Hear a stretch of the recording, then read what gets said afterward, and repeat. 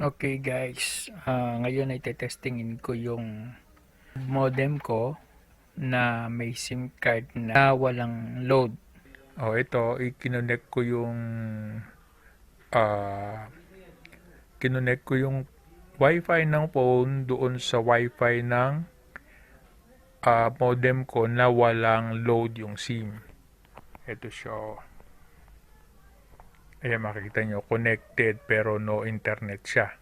Kasi hindi ko pa siya ginagamitan nung VPN. So, testingin natin kung nakaka-access siya ng YouTube. Ayan. Tingnan nyo. Ikot lang siya. Kasi nga, wala pa yung connection ng internet. So, ngayon, lalagyan natin siya nitong itong ating VPN. So, ang mangyayari dito, pag kinlik ko yung connect, under yung connect yung VPN dun sa Wi-Fi na merong SIM card pero zero load siya. Ito, tignan nyo.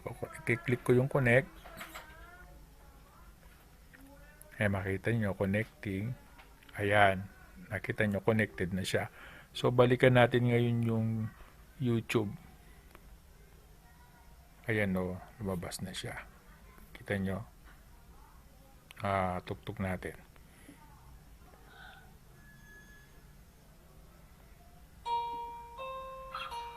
Ayan guys. At makita nyo, lumabas yung icon ng VPN sa taas. Katabi siya ng Wi-Fi. Diba? Mabilis siya.